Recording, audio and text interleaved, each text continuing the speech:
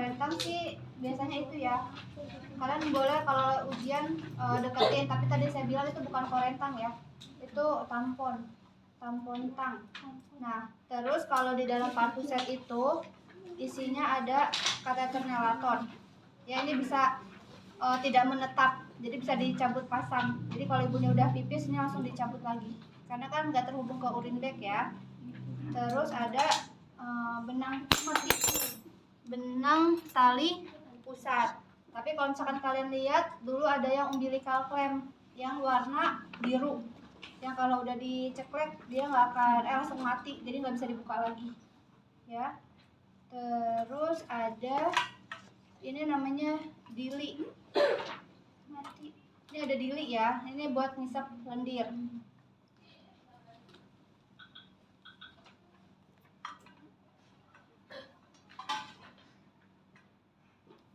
Terus ini klem tali pusat. Geriginya kayak gini ya, lurus.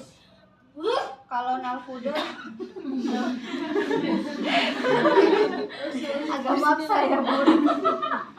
Kalau nalfuder yang buat hacking biasanya ada kepalanya di sini, jadi rada kalau ini kan benar-benar lurus sama rata. Kalau nalfuder dia ada tengahnya, ada kepalanya. Ini klem tali pusatnya ada 2. Ini setengah koher ya, buat mecahin ketuban. Jadi kalau pembukanya udah 10 cm tapi ketubannya masih utuh, kalian wajib pecahin, karena dengan dipecahin nanti lebih cepat ngerangsang mula sama lebih cepat lahiran. Terus ini ada gunting epis sama gunting tali pusat. Mana yang epis, mana yang tali pusat? Epis yang kiri. Epis kiri Kadivi. Epis ini tali pusat. Pintar ya, yang kepalanya bengkok ini epis, yang ini tali pusat ya. Megangnya semuanya begini, jadi nggak ada ceritanya nanti megangnya begini ya, semuanya di atas gini. Nah, terus ada kasa tuh minimal di sini ada 3, karena 1 nanti buat ada yang deperdarahan, ada yang buat cek kelengkapan pasenta, dan ada yang buat satu lagi apa gitu. Jadi ada 3, 2 handscoon sama duk steril ya. Ini biasa dimasukin gini. Ini masih di troli yang pertama ya. Terus biasanya ada squid 3 cc buat oksitosin, sama squid 5 cc buat lidocaine. Lidocaine itu buat yang hactingnya. Terus ada TTV set, ada linek, terus ada korentang biasanya ya, korentang ditaruh sini. Terus ada obat-obatan. Nih obat-obatannya ada oksitosin, lidocaine, metergin gitu ya, apapun ada di sini. Terus ada pom kapas DTT sama kapas sublimat. Walaupun ini sediain 2, jadi 1 ya ceritanya ada air DTT-nya ya, selalu biasain kayak gitu. Emang kalian kalau di lahan ini langsung ada airnya? Enggak juga kan, biasanya kan airnya terpisah kan, karena nggak mungkin kapasnya direndam terus-terusan. Jadi biasanya tuh 1 isinya kapas, 1 isinya air DTT. Air DTT itu air matang ya. Terus kayaknya ada yang kurang, tapi apalagi gitu deh, kayaknya udah dicek. Nah, terus di bagian kedua ada perlengkapan ibu dan bayi.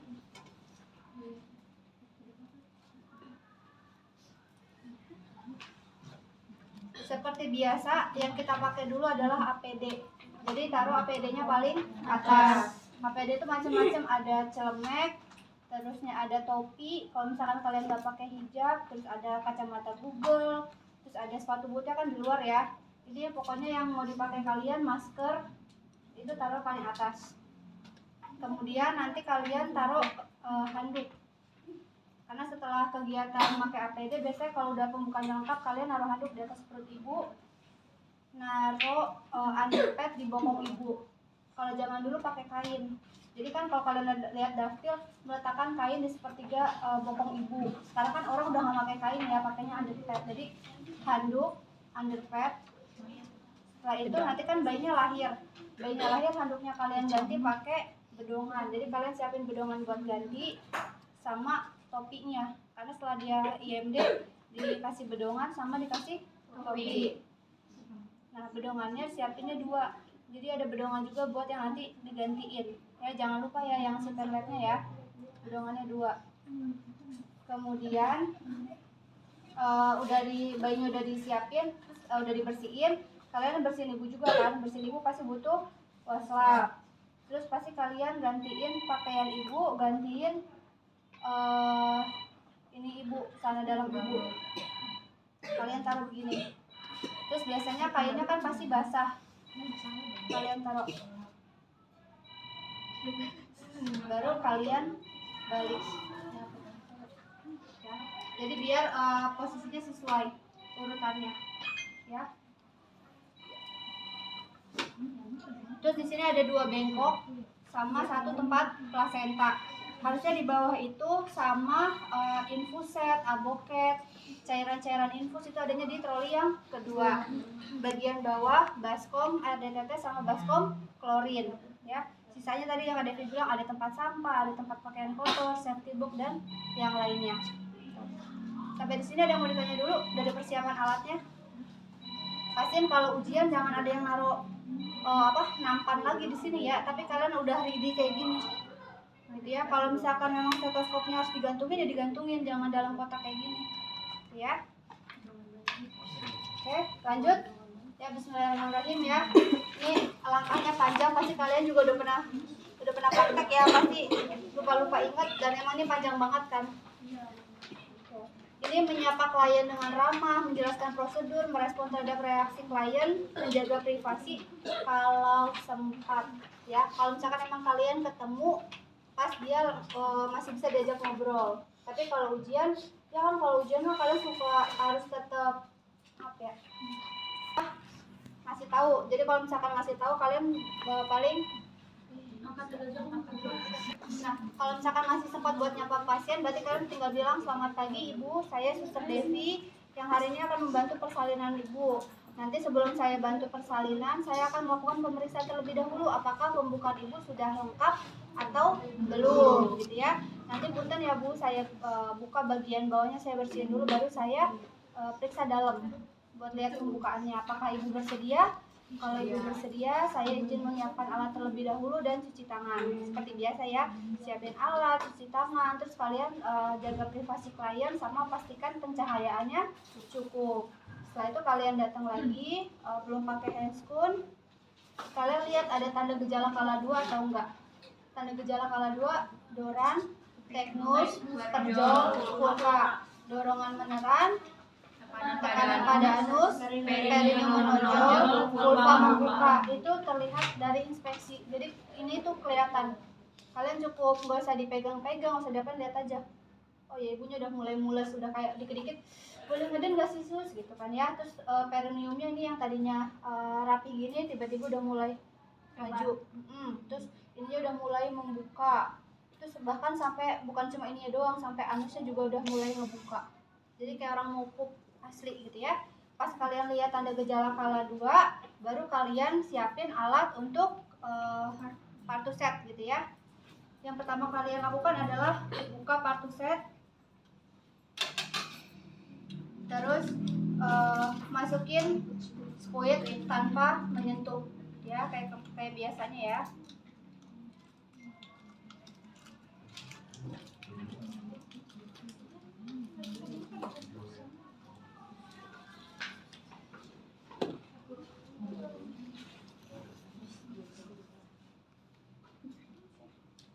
Terus patahin oksitosinnya. Udah kalian patahin oksitosinnya, baru kalian pakai sarung tangan. Tapi sarung tangannya yang dipakai cuma sebelah. Ya, pakai sarung tangan sebelah. Kalian ambil squidnya.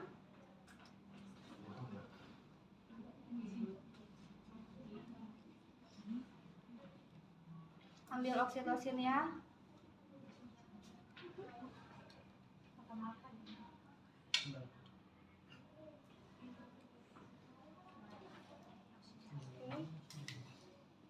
Taruh lagi di bak instrumennya, kalian kelihatan nggak? Enggak. Terus gimana dong? Sambil ini masih pakai sarung tangan, yang sebelah lagi enggak, gitu ya. Kalian deketin alat-alat untuk vulva hygiene.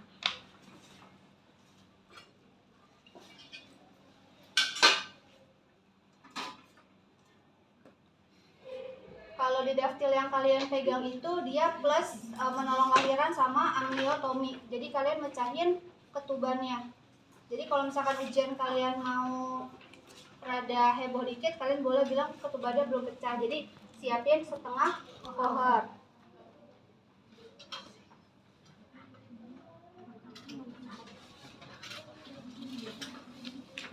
Kalian siapin setengah kohor, terus kalian taruh di pinggirannya.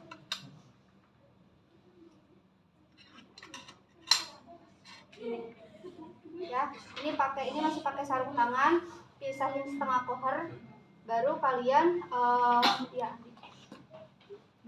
pakai sarung tangan sebelah lagi. Ambil sarung tangannya, kalian pakai sarung tangan satunya lagi, lakukan vulva hygiene. Ibu, maaf ya. Kalian ada jari yang berapa? 4, 5 atau 6? 5. Berarti labia mayora terjauh, terdekat, minora terjauh, minora terdekat, sampai anus ya. Jadi ininya muter, ininya ngebuka vagina. Habis itu izin mau PT. Ibu izin ya Bu, saya periksa gitu ya. Pas kalian periksa, masuk dari jari tengah dulu, baru diikuti jari telunjuk. Yang disebut pertama vulva vagina tidak ada kelainan. Mau ditulis?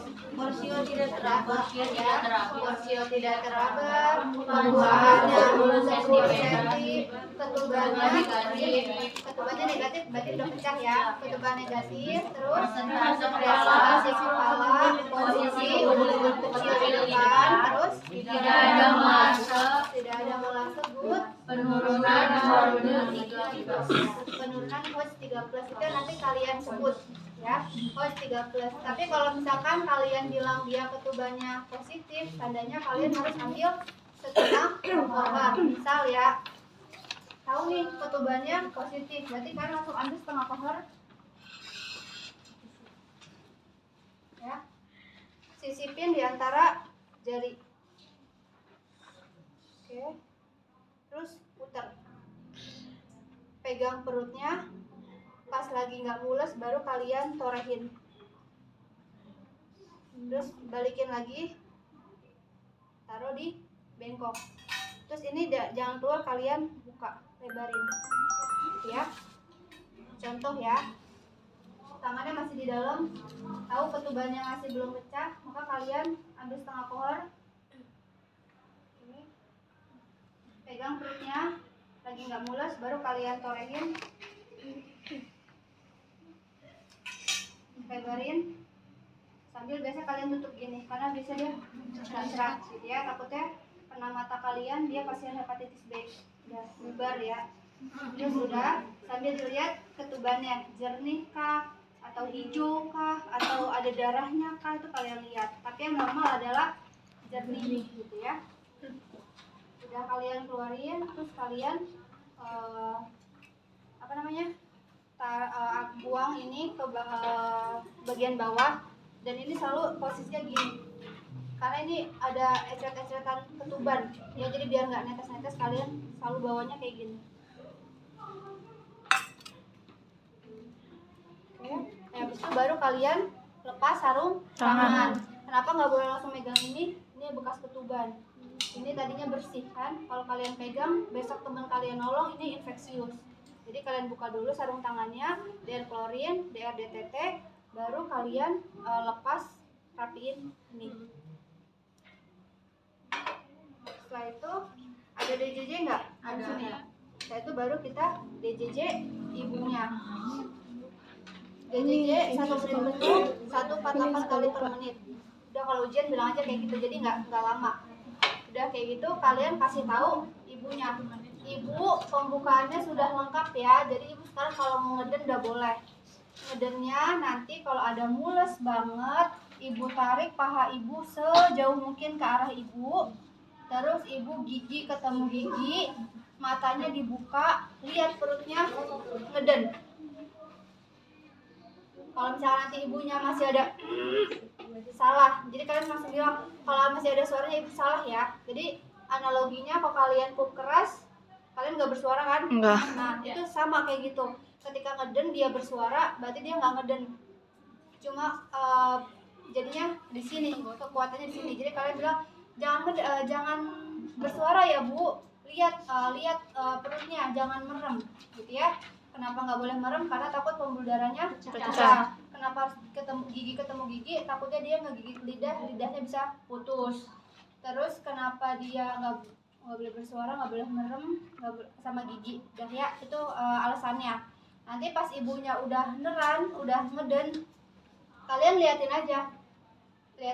pas kepalanya udah mulai kelihatan, artinya si rambutnya tuh udah mulai kelihatan gini, baru kalian siap-siap untuk menolong. Tapi kalau misalkan dia belum kelihatan si rambutnya, nggak apa-apa, biarin aja gitu ya.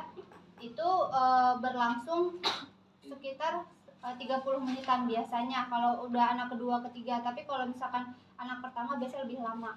Jadi kalian langsung pinter begitu lagi, terus hilang mulusnya, istirahat, bapak boleh dikasih air minum gitu ya. Setelah itu misalkan kalian udah bantu pimpin ngeden, tiba-tiba dia mulai kelihatan, baru kalian siap-siap untuk menolong. Itu adalah kalian pakai handuk, taruh handuk di atas perut ibu. Terus bokong itu artinya kalian taruh underpad di bagian bawah ibu. Ibu maaf ya Bu, bisa diangkat gitu ya. Biasanya kan kalau di VK mah udah ada perlaknya ya. Jadi kalian biasanya nggak usah pakai ini, atau enggak ibunya dari awal udah dikasih underpad biasanya. Nah, kalau ininya nggak putus kayak gini, biasanya Kak Devi akan menyarankan kalian buat mendekatkan pantusetnya, terusnya bengkok sama ari-ari, tempat ari-ari. Bisa nggak ya? Aku mundurin ya.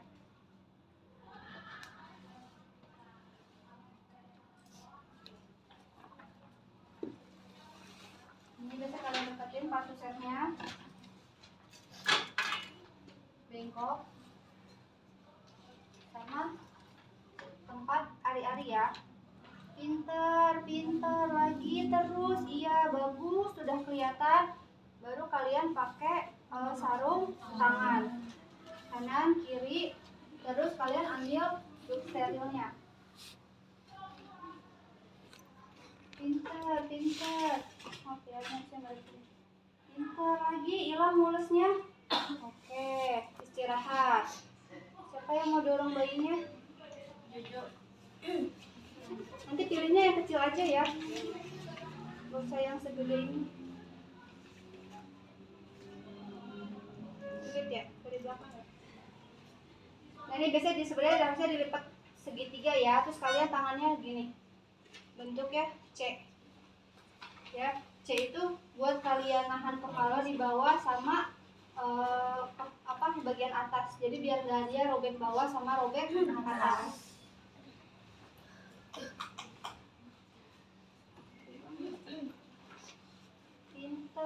Pinter lagi, mulus aduknya ya. Nanti posisiin kalau misalkan dia lahiran, madepnya ke bawah gini ya, gini. Jadi yang piket jangan sampai dia madepnya dangak, jangan mukanya yang di atas. Pinter lagi, ayo batuk dikit lagi. Keluar ya. Pas keluar kalian boleh ini usap dulu. Lalu cek ada lilitan tali pusat atau tidak. Terus langsung bilang tidak ada lilitan tali pusat. Terus tunggu sampai putaran vaksin keluar. Jadi dia muter. Jadi kepalanya dari gini, dari nunduk, terus dia akan muter sendiri. Pas muter kalian lakukan pemegangan secara biparietal. Tangan kanan di atas, tangan kiri di bawah. Tarik curam ke bawah, melahirkan bahu depan, curam ke atas, melahirkan bahu belakang, sangga, tangan kanannya pindah ke bawah, sangga, susur mundurin. Kalau tangannya rada bengkok langsung dilurusin, fiksasi biar gak jatuh. Baru kalian taruh di atas perut ibu. Setelah kalian lakukan ini, baru kalian sambil keringin, sambil kalian lihat agar skor. Sambil kalian keringin, bayi menangis kuat, tonus otot baik, kulit kemerah.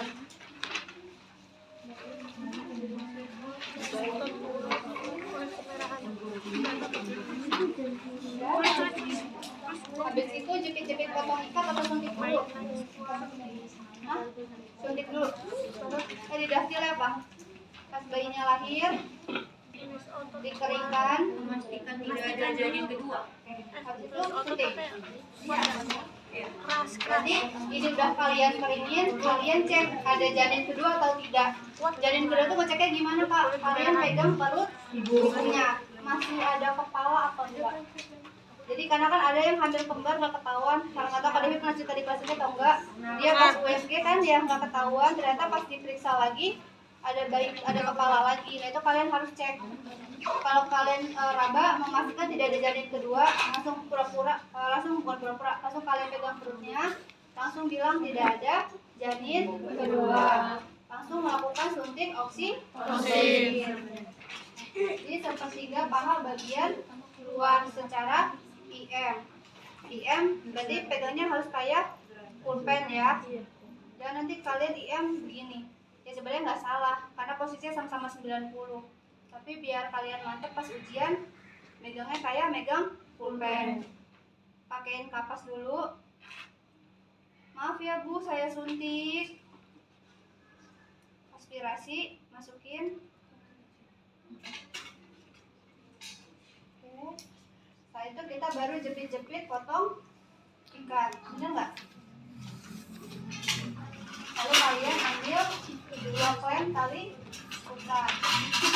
Nah ini dili bisa dipakai kalau misalkan emang tadi dia rada kayak babi gitu ya, maksudnya kayak krok-krok gitu tuh, baru kalian langsung masukin.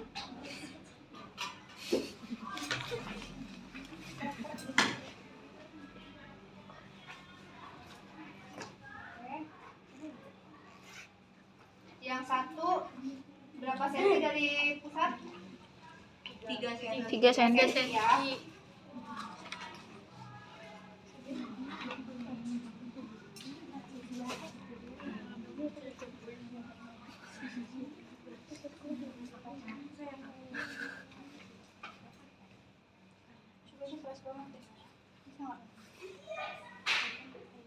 Yang ini langsung kalian 3.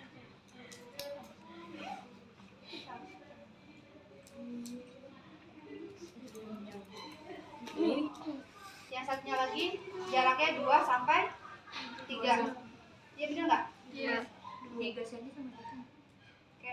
Yang ini jaraknya dari pusat 3 cm. Yang ini jaraknya dari klem pertama bisa 2 Senti. Oke. Lalu kalian ya. Ambil gunting tali besar.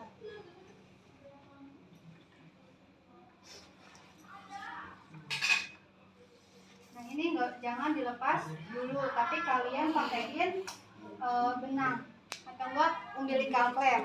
Kalau umbilical clamp tinggal kalian pasang, krek, selesai. Ini tinggal kalian lepas si klampnya. Tapi kalau misalkan kalian ternyata jadi perawat perbatasan yang boro-boro ketemu umbilical clamp ya, adanya benang-benang kayak gini. Nah itu kalian ikat seperti biasa di tali pusatnya. Tapi pas mau narik gininya, jempol ketemu jempol. Jadi sampai sekenceng itu. Jadi kalau jempol ketemu jempol tuh lebih kuat, jadi dia akan mati. Terus kalian putar lagi tali pusatnya, benang tali pusatnya, diikat lagi, misalkan gitu ya, diikat lagi. Pas mau gini tuh jadi nariknya bukan gini, tapi jempol ketemu jempol ya, jadi nanti dia ngikatnya mati ya. Ceritanya udah kalian ikat, baru kalian lepas klemnya. Setelah itu kalian persiapan untuk IMD, makanya kalian taruh bedongannya paling atas.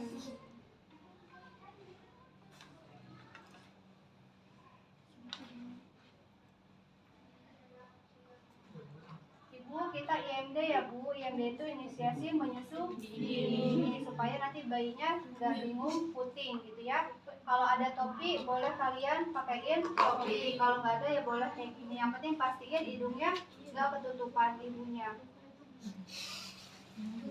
Oke. Celupin di dada ibunya segitu-segitu. Ini kalian masukin ke pakaian kotor. Ceritanya ya. Pakaian ini topi. Kemudian kalian siap-siap untuk melakukan manajemen aktif skala 3 untuk melahirkan plasenta.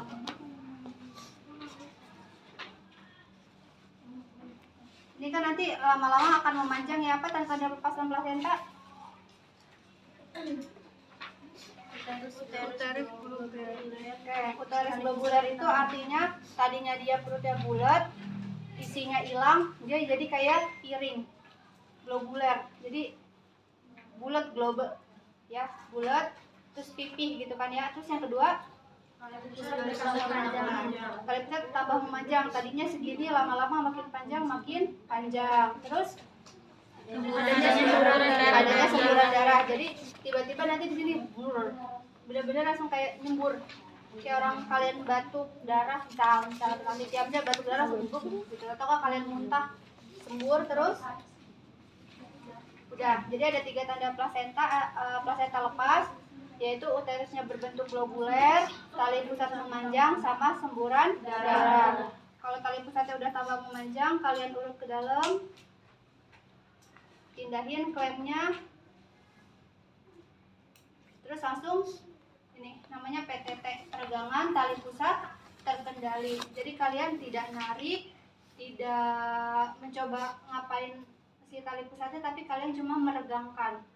Karena terus lama-lama tambah panjang lagi nih. Pindahin lagi. Pindahinnya biasanya 5-6 cm dari vagina, introitus vagina.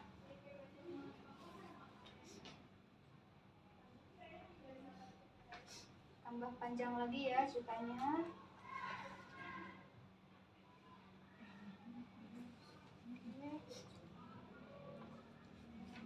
Kalian urut lagi.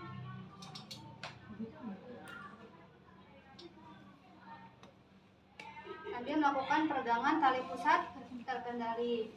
Nanti pas dia udah kelihatan 5-6 cm di introitus vagina, kalian lakukan pemutaran searah jarum jam.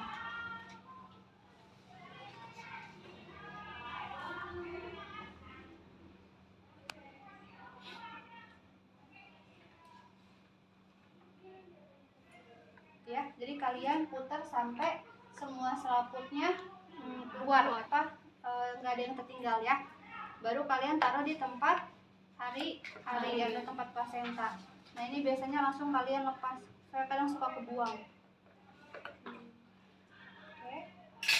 Ambil kasa, lalu kalian cek kelengkapan plasenta. Kotiledonnya berapa, terus tali pusatnya berapa panjang. Kalau perlu ada yang sampai ditimbang. Ini biasanya kalau plasenta itu 500 gram atau setengah kilo. Panjangnya tali pusatnya biasanya 50 cm. Kotiledonnya biasanya jumlahnya 15-20. Ini kalau tiba-tiba ada yang cowok sedikit aja itu bisa bikin perdarahan. Terus selaputnya ada korion sama amnion. Korion itu yang ke bayi, amnion itu yang ke ibu. Ya, itu kan selaputnya yang itu tuh ada 2 ya. Habis itu pas kalian ujian bilang plasenta lengkap dan utuh.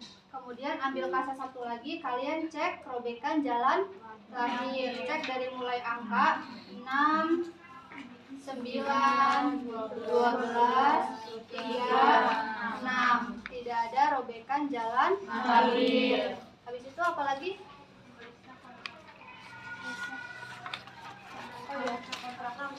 Oke, tadi punten pas habis lahir kita harusnya langsung masase ya.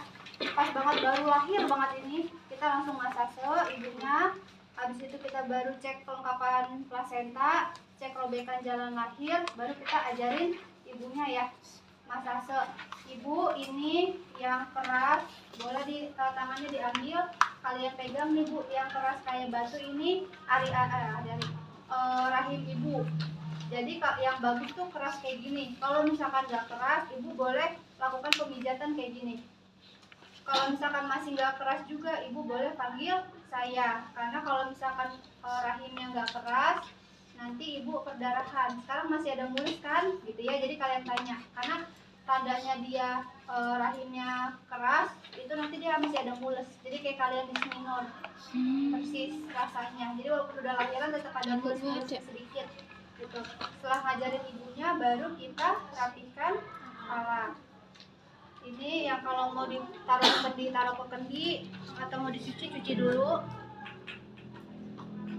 Ini biasanya langsung kalian tuang di sini ya. Biasanya gitu. Terus ini langsung dibuang ke safety box.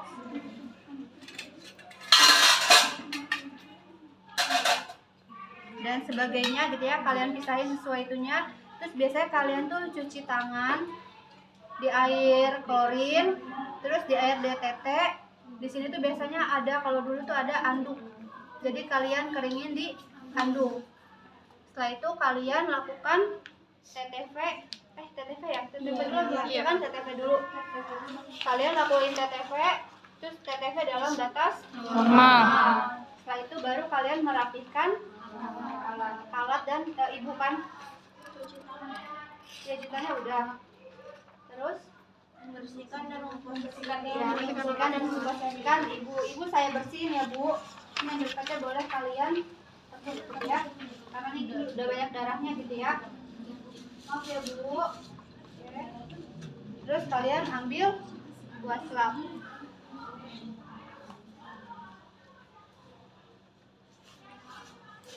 Pakai air bersih gitu ya.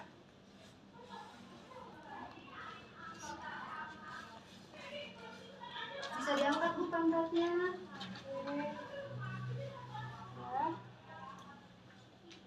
Kemudian biasanya kalian pakaiin celana dalam.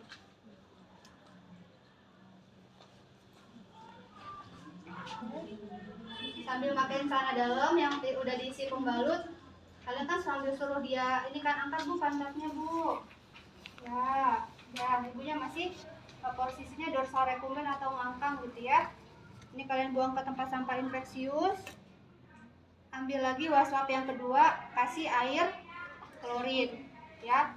Kalian bersihin sini kalau misalkan ada darahnya, tapi ibunya nggak usah dibersihin karena kan ibunya udah ya. Karena kalau ibunya jangan sampai kalian ada air klorin, kalian lap ya kan, bau baik clean ibunya ntar.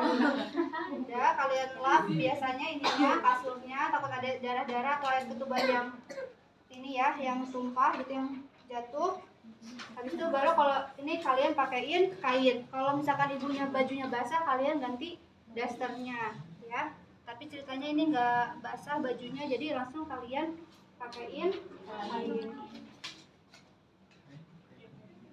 Oke, setelah itu apa lagi?